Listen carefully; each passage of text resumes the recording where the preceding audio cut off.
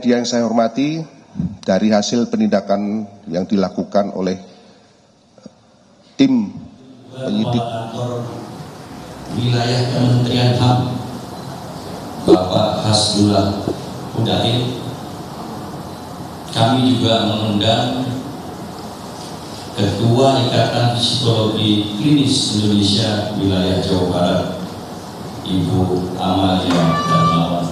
Terima kasih. Rekan-rekan media sekalian, izinkan saya atas nama Kepolisian Daerah Jawa Barat menyampaikan kedukaan, rasa duka yang mendalam dan keprihatinan atas peristiwa ini yang terjadi di wilayah Jawa Barat. Seharusnya perempuan-perempuan kita semua dalam keadaan aman dan terlindungi. Ini menjadi keprihatinan kita semua. Kemudian izinkan saya juga mengucapkan banyak terima kasih atas dukungannya, perhatian semua pihak. Pemerintah pusat hadir, Ibu Menteri Pemberdayaan Perempuan, pemerintah provinsi, dan semua pihak-pihak yang membidangi masalah perempuan, dan seluruh masyarakat Indonesia, khususnya masyarakat Jawa Barat yang terus memberikan support, dukungan kepada kami pihak kepolisian dan teman-teman lain. Izinkan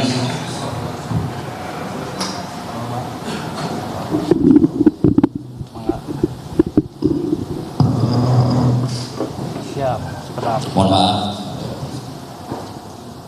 izin meneruskan bahwa kami Kepolisian Negara Indonesia pada tanggal 12 Juni 2026 telah menerima pengaduan atau laporan yang kami tuangkan dalam laporan polisi dari keluarga korban yang melaporkan telah terjadi peristiwa penganiayaan berat dan atau perampasan kemerdekaan orang dan atau penyanderaan terhadap korban dengan inisial YTR yang dilakukan oleh seorang laki-laki bernama TH.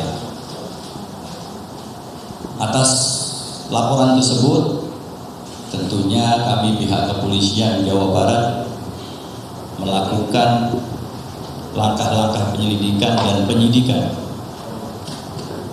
sehingga kami berkeyakinan bahwa benar telah terjadi tindak pidana sebagaimana dimaksud oleh laporan tadi, dan kemudian dilanjutkan dengan pengejaran tersangka dan penetapan tersangka pelaku kejahatan tersebut. Peristiwa yang dilaporkan rekan-rekan media semua bahwa dalam kurun waktu bulan Mei 2024 hingga bulan Juni 2026 di wilayah Bandung telah terjadi penganiayaan berat di mana pelaku melakukan beberapa kekerasan, menyundut badan korban dengan rokok, memukul kepala dengan tangan kosong, memukul wajah korban, kepala, mulut, telinga menggunakan helm. Ini dilakukan berulang-ulang. Memukul dengan menggunakan meja kecil, pemantik korek api berbentuk pistol, sehingga mengakibatkan korban luka berat dan melakukan penyekapan dengan cara mengunci korban dalam kamar dan meninggalkan pergi dalam keadaan tidak berdaya. Ini peristiwa yang dilaporkan. Selanjutnya saya ingin menceritakan sebagai informasi buat seluruhnya. Peristiwa ini diawali tahun 2024. Korban ini bekerja di sebuah perusahaan nabati di Pastur, Bandung. Menyampaikan kepada pihak keluarga bahwa korban pindah ke Majalengka untuk mendapatkan imbalan gaji yang lebih besar. Tetapi berulang kali informasi-informasi tentang keberadaan korban itu dicek di tempat kos, di tempat kerja, tidak ada. Akhirnya pihak keluarga mencoba berkomunikasi lewat Facebook karena nomor handphonenya korban ini tidak bisa dihubungi, dan direspon sama korban bahwa pihak keluarga jangan mengurus yang bersangkutan karena yang bersangkutan sudah dewasa atau merasa besar. Keberadaan korban terus tidak bisa diketahui oleh keluarga, termasuk ada informasi bekerja di sebuah perusahaan media televisi di Jakarta, tetapi ditelusuri juga itu ternyata tidak benar. Dan pada bulan Juli kemarin tanggal 10-11 barulah pihak keluarga mengetahui keberadaannya setelah berada di rumah sakit asal sana. Tentunya teman-teman semua ingin mengetahui bagaimana perkenalan antara korban dan tersangka. Ini diawali tahun 2024, perkenalan melalui aplikasi Tinder. Mereka berkenalan, merasa dekat, berhubungan, dan sepertinya hidup satu rumah di dalam tempat kos.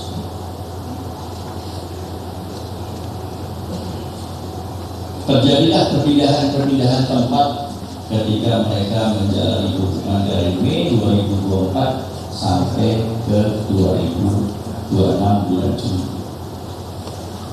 Berdasarkan informasi yang kami temukan itu ada 4 lokasi tempat tinggal mereka, dan tentunya sudah kami lakukan olah TKP. Saya ingin juga menjelaskan bagaimana peristiwa ini bisa terkuak atau diketahui oleh kita semua. Berawal pada hari Rabu tanggal 10 Juni 2026, pelaku tersangka minta kepada seseorang penjaga kos terakhir untuk mengantarkan korban ke RSUD Ujung Berung. Namun di RSUD Ujung Berung ini ditolak, mungkin bukan nomor saja ditolak, dimohon untuk merujuk ke rumah sakit yang lebih besar karena kondisinya ini terlihat parah. Sudah kerasnya seperti rumah sakit yang besar. Luka di kepala itu sudah terlihat cukup, ya nanti Pak Direktur Rumah Sakit akan menyampaikan, dan dibawalah ke Rumah Sakit Hasan Sadikin. Ini saya mengucapkan terima kasih kepada Rumah Sakit Hasan Sadikin yang cukup aware, cukup jeli melihat pasien yang masuk. Silakan coba ditayangkan itu videonya terkait keadaan di rumah sakit kemarin.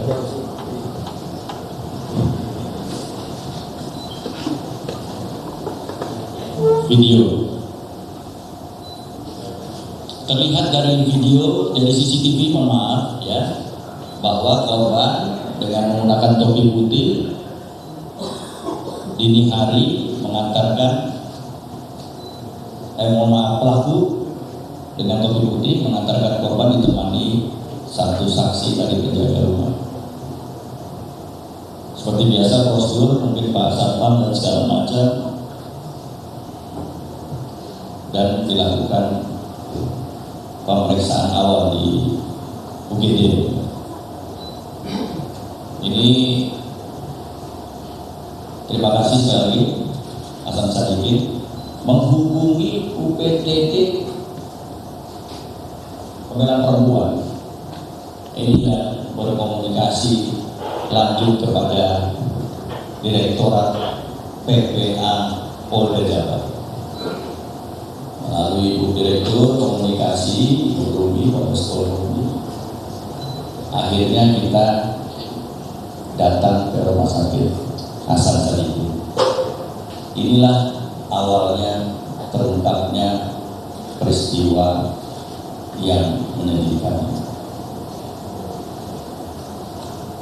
Proses selanjutnya adalah pembuatan laporan polisi yang sudah sampaikan tadi, dan terlihat di tayangan CCTV dari video tadi, tersangka meninggalkan korban dan pergi ke luar.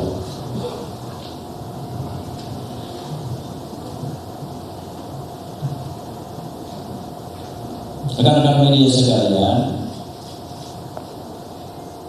dari 4 TKP tersebut mungkin bisa saya sampaikan urut waktunya yang bisa menjadi tempus daripada kami terjadinya peristiwa penganiayaan dan percakapan. Yang pertama itu adalah tersangka dan korban tinggal di daerah Cicahem.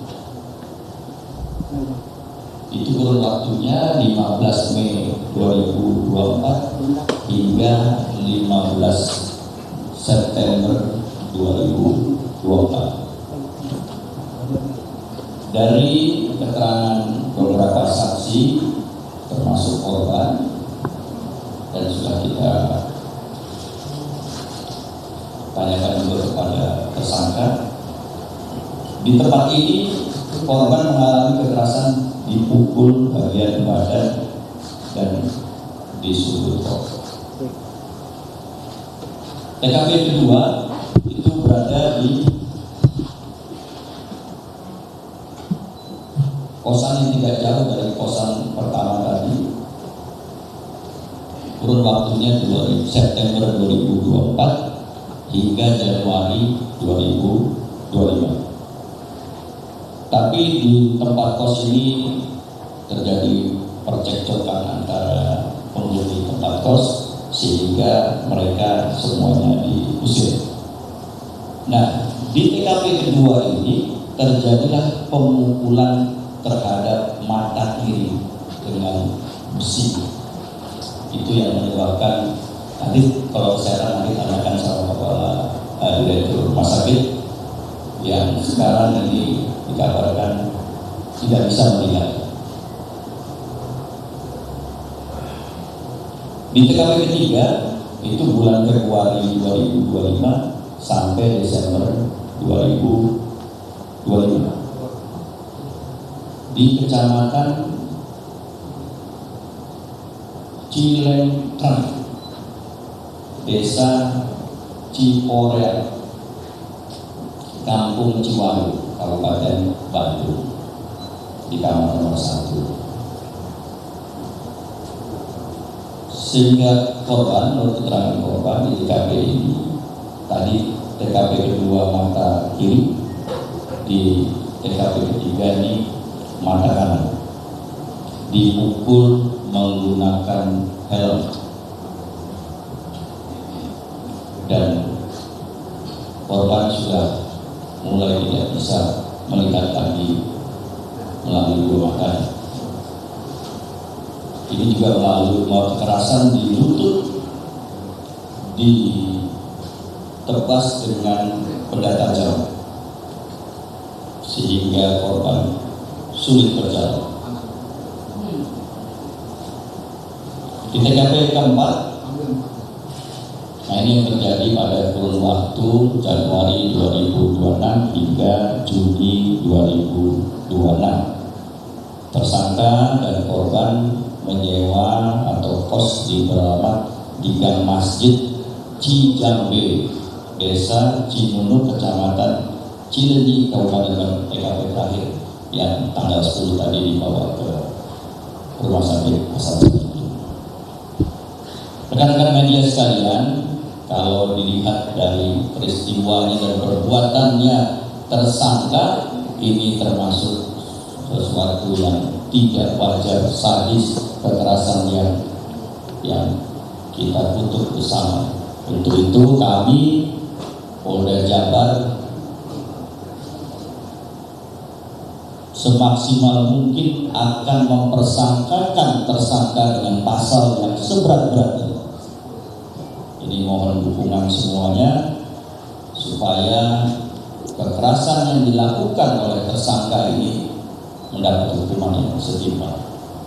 Di antaranya kami hasil gelar perkara, beberapa keterangan saksi, keterangan korban dan lain-lainnya, koordinasi juga dengan Kejati, Kejaksaan Tinggi Jawa Barat. Yang pertama adalah pasal 446 ayat 2 KUHP. Bunyinya, setiap orang yang melakukan penganiayaan yang mengakibatkan luka berat, ini 5 tahun. Kita lapis dengan pasal yang lain yang lebih berat, pasal 451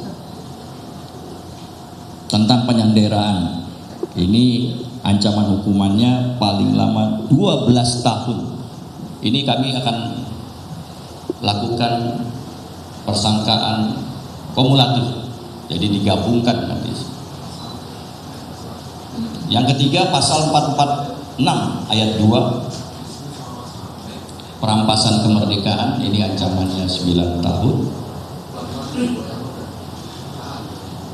Kami juntokan kembali, gandengkan kembali dengan pasal 126 ayat 2, yaitu perbarengan tindak pidana yang mengakibatkan luka berat, ancamannya 9 tahun. Dan yang terakhir, sebagai informasi tambahan, tersangka ini adalah residivis karena pernah melakukan kekerasan serupa terhadap seorang wanita dan divonis dijatuhi hukuman 1 tahun 4 bulan. Ini terjadi di daerah Bandung. Rekan-rekan sekalian, selanjutnya saya ingin menyampaikan modus operandinya.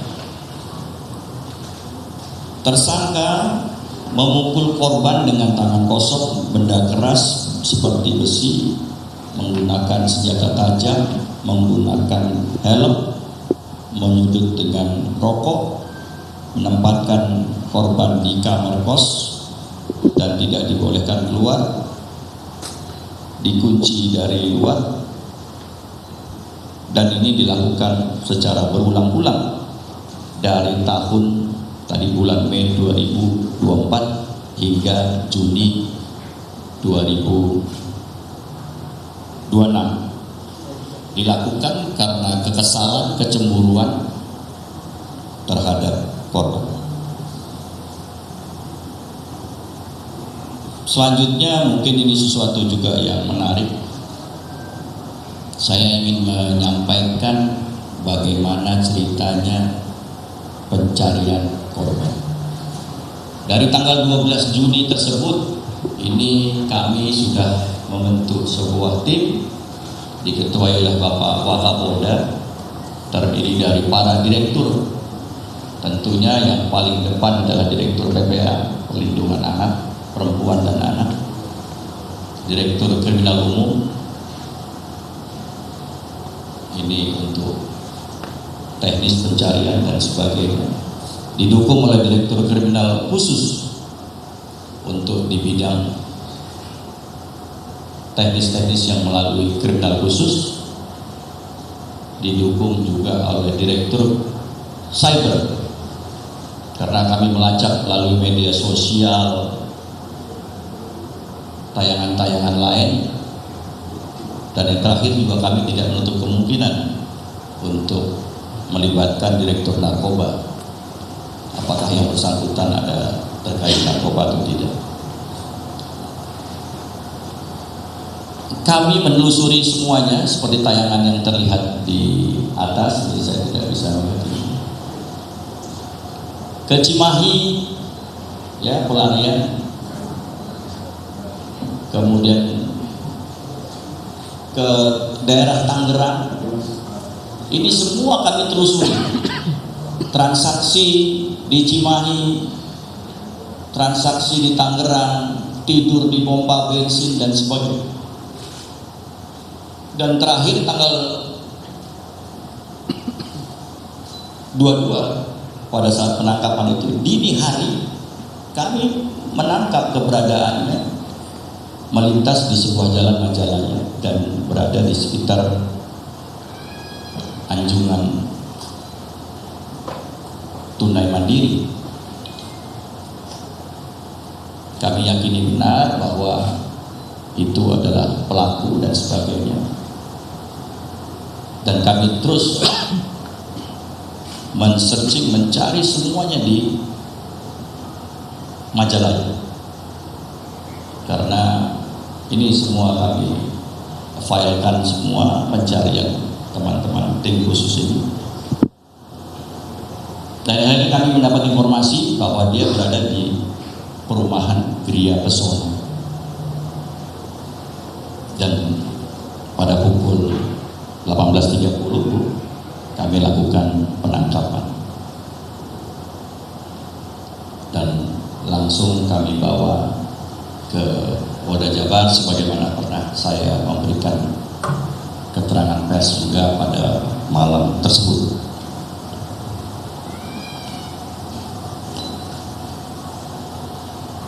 Rekan-rekan sekalian, kepolisian daerah Jawa Barat juga telah melakukan beberapa upaya-upaya penyidikan.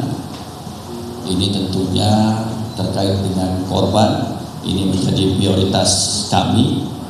Kami bermohon kepada pihak rumah sakit untuk segera bisa merecovery. Kami bermohon kepada pemerintah provinsi juga begitu, supaya ini menjadi tanggung jawab kita untuk kita bisa kembalikan kondisinya pulih.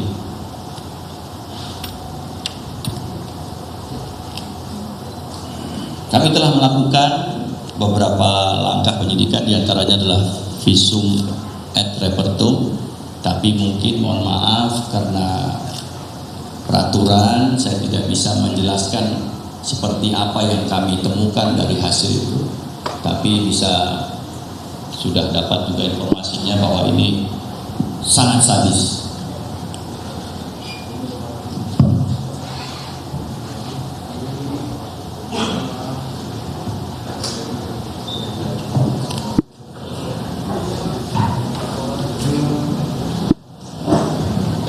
Selamat datang Pak Gubernur. Mungkin bisa saya teruskan kembali. Tidak itu saja, kami juga langsung menghubungi LPSK hadir di sini untuk minta pengawasan korban supaya korban ini tetap terjaga. Nanti LPSK silakan untuk menceritakan kenapa. Kemudian kami juga menghubungi Ikatan Psikologi Klinis. Kebetulan kami juga mempunyai salah satu ahli psikologinya di sini dan anggota daripada Ibu. Ini untuk melakukan pendampingan, termasuk kita memeriksa, mendatangkan psikiatri untuk memeriksa tersangka.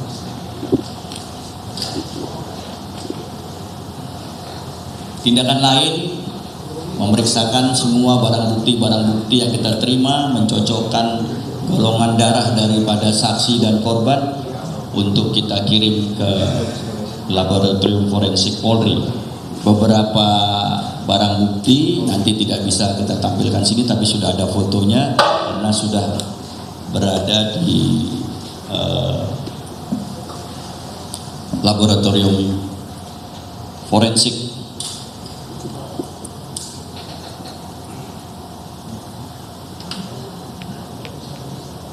Bapak Ibu sekalian, selanjutnya nanti juga bisa lihat langsung ada beberapa barang bukti, ada kartu keluarga yang mungkin tidak bisa juga kami tunjukkan, kemudian beberapa foto, beberapa juga ada foto kebersamaan tersangka dan pelaku pada peristiwa. Ada jaket hoodie yang tadi kita lihat di tayangan CCTV tadi, itu juga sudah kita amankan. Helm yang digunakan untuk memukul muka dan kepala, itu juga sudah kita amankan. Awalnya helm ini berwarna merah, kemudian sama tersangka dirubah menjadi warna hitam. Informasi tambahan ini saya menceritakan, tim ini selalu melaporkan kepada kami, ya banyak faktor-faktor kesulitan ketika kita mencari tersangka. Tersangka ini berlatarkan berlatarkan pekerjaan seorang debt collector di sebuah perusahaan. Sepertinya punya pengalaman yang cukup bagaimana mengejar debt collector sehingga dia bisa juga mengelabui kita dalam pencarian. Tetapi kemanapun kita cari dan berkat dukungan masyarakat semua dan bantuan Allah Subhanahu wa Ta'ala, kita dapat menemukan yang bersangkutan. Untuk beberapa barang bukti nanti bisa langsung dilihat dan semuanya di situ disajikan, di display juga. Itu mungkin informasi yang saya dapat sampaikan tentang kronologis, modus, dan apa yang kita persangkakan, barang bukti dan lain sebagainya. Selanjutnya telah hadir bersama kita beberapa pejabat dari Menteri Bapak Gubernur. Kami berikan waktu untuk menyampaikan statement kepada pihak media. Kita mulai dengan Ibu Menteri. Silakan Bu.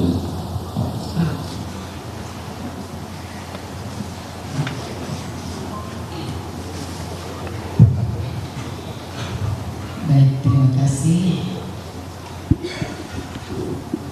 Assalamualaikum warahmatullahi wabarakatuh. Yang saya hormati Gubernur Jawa Barat, Pak Edi Mulyadi, Bapak Kapolda, Ketua LPSK, Komisioner dan Komnas Perempuan, kemudian di Rumah Sakit Hasan Sadikin Bandung, Kakambir, Kadanhan Jabar, Ketua Ikatan Psikologi Klinis Jawa Barat, para PJU Polda Jabar, kemudian kita juga didampingi pendamping dari Pemprov Jawa Barat, ada Kepala Dinkes, Kepala DP3 AKB, Kepala Diskominfo, kemudian Kepala Biro, Ketua Jabar Istimewa, dan terima kasih untuk teman-teman wartawan semua yang telah hadir pada kesempatan siang hari ini. Saya agak terganggu sedikit emosi melihat pelaku yang hadir di hadapan saya.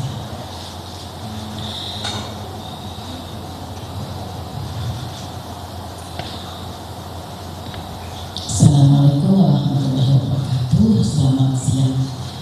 Salam sejahtera bagi kita semua. Shalom, Om Swastiastu, Namo Buddhaya, salam kebajikan rahayu, salam sehat untuk kita semua. Kami menyampaikan keprihatinan dan empati yang mendalam atas kasus penganiayaan dan pengungkapan yang dialami oleh saudari YDR di Kabupaten Bandung, Jawa Barat. Kasus ini merupakan bentuk kekerasan yang sangat serius karena diduga berlangsung dalam waktu yang panjang dan mengakibatkan dampak fisik maupun psikologis yang sangat berat bagi korban. Kami dari Kementerian Pemberdayaan Perempuan dan Perlindungan Anak Republik Indonesia menegaskan bahwa perlindungan terhadap hak hidup, rasa aman dan bebas dari penyiksaan bagi setiap perempuan adalah mandat konstitusi. Segala bentuk kekerasan di ranah domestik maupun personal merupakan kejahatan serius yang harus ditindak secara tegas tanpa kompromi. Kami mengapresiasi langkah cepat kepolisian daerah Jawa Barat dan seluruh pihak yang telah terlibat berhasil menangkap dan menetapkan TH sebagai tersangka dalam kasus ini. Penangkapan tersebut merupakan perkembangan penting dalam upaya penegakan hukum dan menunjukkan bahwa negara hadir untuk memberikan perlindungan serta memastikan pelaku mempertanggungjawabkan perbuatannya di hadapan hukum.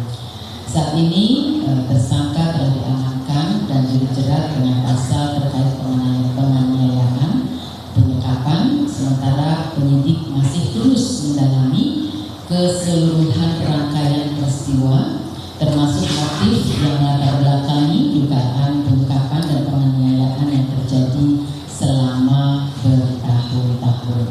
Hingga saat ini aparat penegak hukum masih melakukan pendalaman dan sinkronisasi berbagai keterangan serta alat bukti untuk mengungkap motif secara utuh. Bagi Kementerian Pemberdayaan Perempuan dan Perlindungan Anak, penangkapan pelaku bukanlah akhir dari proses penanganan kasus ini. Fokus utama kami saat ini adalah memastikan korban memperoleh perlindungan, layanan kesehatan, pemulihan psikologis, pendampingan sosial, serta pendampingan hukum secara menyeluruh dan berkelanjutan. Kami memahami bahwa dampak yang dialami korban bukan hanya luka fisik, tetapi juga trauma psikologis yang kompleks. Oleh karena itu, pemulihan korban tidak dapat dilakukan secara singkat. Korban membutuhkan pendampingan yang berkelanjutan dengan pendekatan yang berpusat pada korban, yang menghormati kebutuhan, kondisi, dan pilihan korban dalam setiap tahapan pemulihan.